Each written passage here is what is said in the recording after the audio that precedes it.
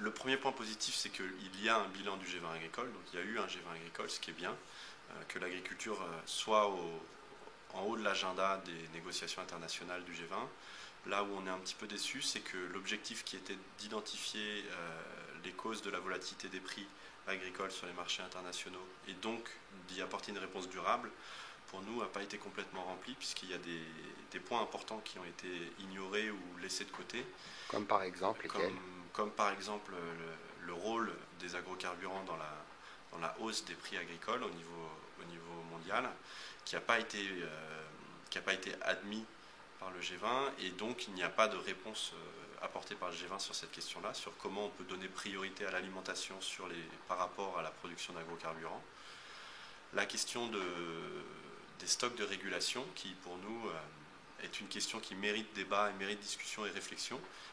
qui n'a pas été discutée, qui a été plutôt ignorée au niveau du G20 agricole, qui a voulu se concentrer sur des réserves alimentaires, donc répondre aux crises au lieu de les prévenir.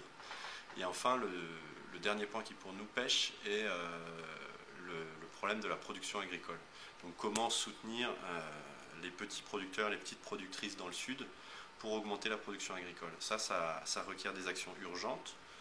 ambitieuses en termes de soutien aux politiques agricoles dans les pays du Sud, et de comment ces politiques agricoles peuvent être vraiment orientées vers le soutien aux petits producteurs et aux petites productrices pour la production, mais aussi pour la commercialisation, le stockage, la transformation des productions. Et ça, on n'a pas a priori d'action concrète qui est sortie du G20 agricole, et donc qui sortira du sommet du G20 à Cannes en novembre prochain. Alors, les actions que vous envisagez justement pour qu'il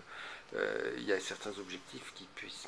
même s'ils n'ont pas été mis dans le G20, puissent aboutir. Donc, sur les agrocarburants, on va continuer à essayer de convaincre les décideurs politiques et de mobiliser publiquement sur le fait que les agrocarburants jouent un rôle important dans la hausse des prix agricoles, et donc il faut trouver des réponses techniques comme les mandats flexibles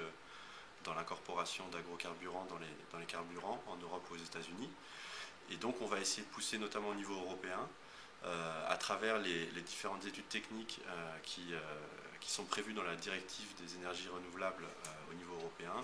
pour que cette question avance au niveau de l'Union européenne,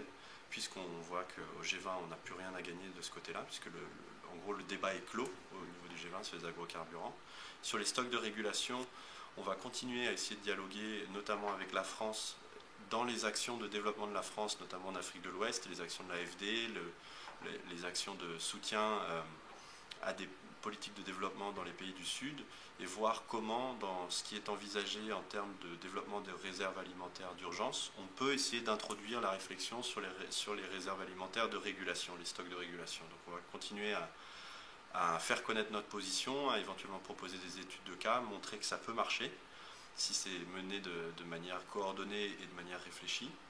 Et enfin, sur la question de la production agricole, on va poursuivre, notamment avec nos partenaires dans les pays du Sud, pour montrer que si on les soutient, les organisations paysannes sont à même de relever ce défi-là, d'augmenter la production agricole au niveau local. Vous avez repéré des effets pervers finalement dans l'application des orientations du G20? Notamment sur la question de la gestion du risque, on entrevoit un problème possible, dans le sens où le G20 veut mettre au cœur du sujet agricole la promotion d'instruments de couverture financiers, contrats à terme, options, pour les pays importateurs nets de nourriture, les pays à faible revenu, pour qu'ils puissent limiter l'impact de la hausse des prix agricoles au niveau international. Pour nous, c'est prendre le problème à l'envers, parce que la priorité, c'est d'augmenter la production agricole locale pour moins dépendre des marchés internationaux et donc être moins affecté par les prix internationaux. Au lieu de ça, la réponse que le G20 apporte avec la gestion du risque, c'est de financiariser la vulnérabilité des pays importateurs. C'est-à-dire que s'ils sont fragiles et dépendants des marchés internationaux agricoles, qui sont aujourd'hui volatiles et imprévisibles, on veut promouvoir le fait qu'ils achètent des instruments financiers pour se couvrir du risque financier des marchés agricoles. Donc pour nous, c'est un peu le serpent qui se mord la queue. Ça ne répond pas au problème de la production agricole et ça risque de détourner une partie de l'aide à l'agriculture vers des banques d'investissement ou des grosses compagnies d'assurance au niveau international pour aller promouvoir ces instruments financiers, ouvrir des marchés pour ces banques et ces assurances en Afrique ou dans les autres pays en développement et finalement ne pas vraiment répondre au problème de la volatilité des prix agricoles.